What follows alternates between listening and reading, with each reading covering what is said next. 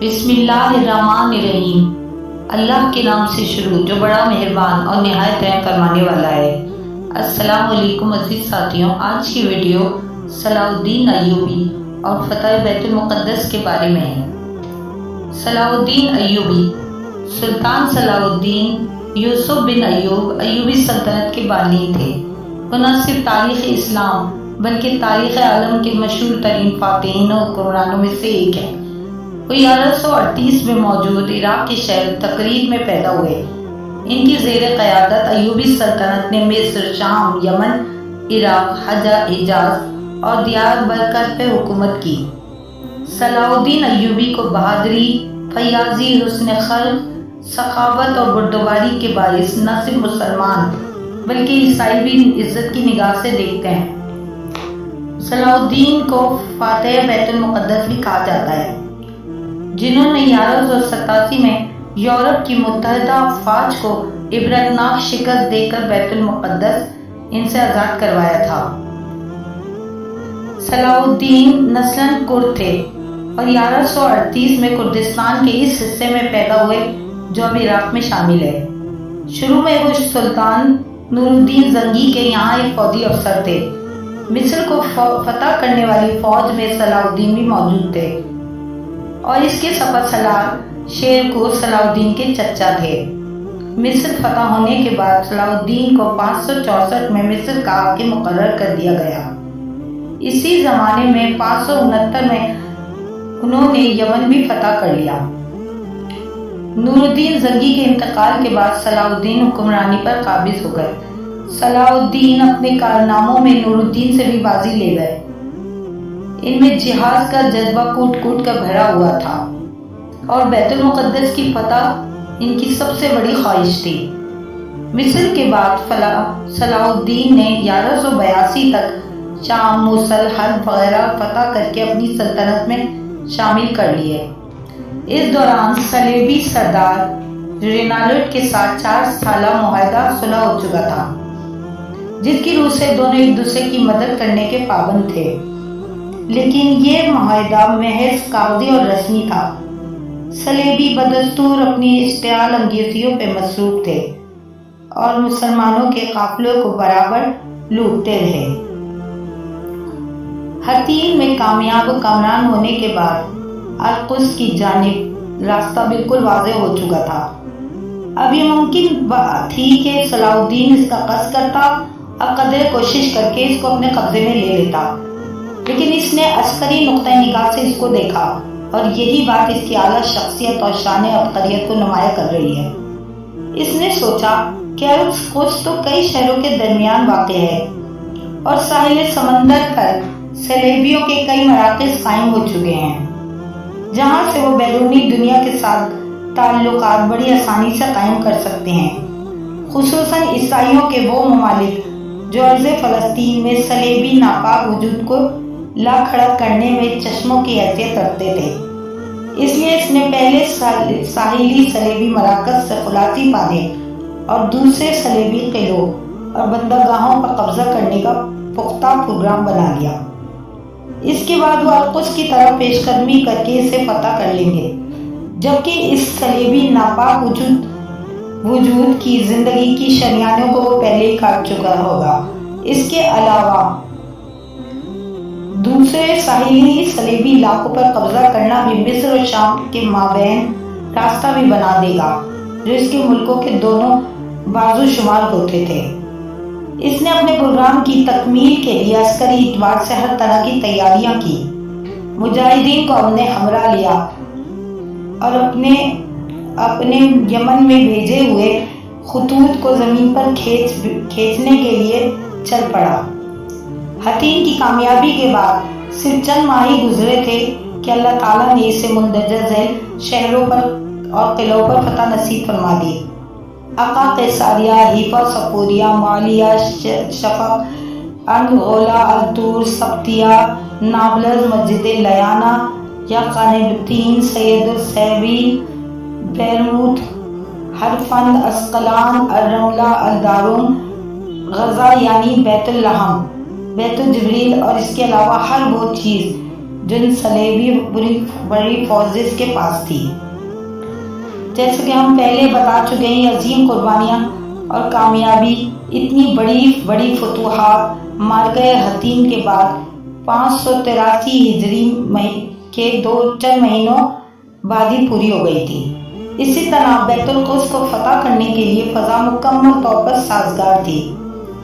کام کو مضبوط بنیادوں پر استوار کرنے کے لیے سلطان نے مصر سے اسلامی بحری بیڑے بھی منگوا لیے، جو حسام الدین الجالاجب کی زیر قیادت پہنچ گئے، جو اپنی جرات و بصالت اور عظیم خطرناک کاموں میں بلا خوف و خطر کود جانے میں مشہور تھا۔ اس نے بحر متوسط میں چکر لگانے شروع کر دیے، اور خصوصاً اس بات کا خیال رکھتے ہوئے کہ کہیں یورپ کے فرنگی ساحل فلسطین تک پہنچنے میں کامیاب نہ ہونے پائیں۔ 583 ہجری 15 رجب المرجب کو بطور اتوار القدس کے قریب آن اترا۔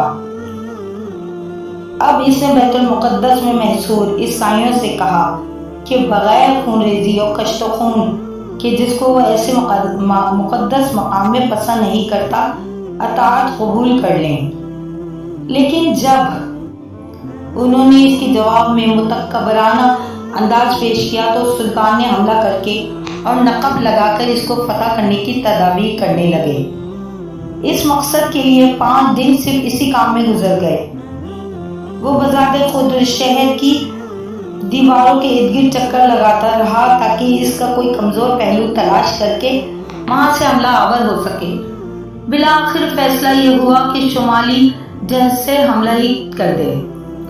چنانچہ 20 رجب کو اس نے اپنے لشکر کو اس جانب منتقل کر دیا۔ اسی رات منجنیق نصب کروانی شروع کر دی۔ صبح ہونے سے قبل منجنیق لگ چکی تھی، بلکہ اپنا کام کرنے کے لیے بھی مکمل طور پر تیار تھی۔ جب انہوں نے پھر اپنا کام شروع کر دیا، دوسری طرف فرنگیوں نے فصیل کے اوپر اپنی منجالی کو نصب کر دیا۔ دونوں طرف سے پتھراؤ شروع ہو گیا تھا۔ فریقین کے سخت ترین لڑائی ہو رہی تھی۔ امام ابن کثیر کے بقول ایک دیکھنے والے نے دیکھا کہ ہر ایک فریق اس لڑائی کو دین سمجھ کر رہا ہے، اور یہ بات بھی ایسے ہی ہے کہ دین ہے ہی وہ چیز جو انسان کے اندر کو متحرک کر دیتی ہے، موت کو اس قدر محبوب بنا دیتی ہے، اپنا سب کچھ اس پر لٹا دینا اس کے لیے آسان ترین بنا دیتی ہے۔ لوگوں کو اس بات کی ذرا بھی پرواہ نہ تھی کہ انہیں لڑنے مرنے موت کے دریا میں کودنے پر ابھارا جائے، بلکہ شاید انہیں زبردستی بھی روکا جاتا تو وہ رک نہ سکتے۔ پھر انہی جہادی اور قتالی ایام میں سے ایک امیر عز الدین عیسیٰ بن مالک، جو مسلمان قائدین اور متقین میں سے ایک تھا، وہ شہید ہو گیا۔ تو اس کے جام شہادت نوش کرتے ہی مسلمانوں کے جوش اور ولولوں میں ایک نیا رنگ پیدا ہو گیا۔ انہوں نے یک بارگی ایسا حملہ کیا کہ فرنگیوں کے قدم اکھڑ گئے۔ کچھ مسلمان خندق عبور کر کے فصیل تک پہنچنے میں کامیاب ہو گئے۔ دیوار توڑنے والے نقابوں نے شہر پناہ کو توڑنا شروع کر دیا۔ اس دوران دشمنوں کو دور رکھنے کے لیے منجانیق بلا توقف پتھراؤ کر رہی تھی، اور تیر انداز مسلسل تیروں کی موسلادھار بارش برسا رہے تھے، تاکہ یہ نقاب دیوار توڑنے والے اپنے مقصد کو حاصل کرنے میں کامیاب ہو سکے، یعنی یہ ان کے لیے کول فائر تھا۔ تو جب ان فرنگیوں کے دفاع کرنے والے نے مسلمانوں کے حملے کی شدت، ان کے ارادوں کی صداقت اور القدس رسول مکرم کی معراج کی عارضی قیامگاہ کو چھڑانے کی خاطر موت کو سینے سے لگانے کے جذبات کو دیکھا تو انہیں اپنی ہلاکت اور بربادی کا یقین ہو گیا، اور سوائے ایمان طلب کرنے کے ان کے پاس کوئی چارہ نہ تھا۔ وہ مذاکرات کے لیے مائل ہو گئے۔ دنیا میں کافر قوموں سے مذاکرات کا طریقہ بھی یہی ہے کہ جہاد جاری رکھا جائے اور اللہ کے دشمنوں کو گھیرا تنگ کیا جائے کہ وہ مذاکرات کی اپیل کریں۔ یہ نہ ہو کہ مسلمان کمزوری دکھاتے ہوئے خود مذاکرات کی دعوت دے، اور وہ مغلوبانہ جمہوری انداز میں کہ جس طرح آج ہو رہا ہے، پہلے مسلمانوں پر ظلم کیا جاتا ہے، ان کو ذلیل کیا جاتا ہے، پھر مذاکرات کی سفارش کر کے ان کو نام نہاد معاہدوں کے جال میں پھنسا کر بے بس کر دیا جاتا ہے۔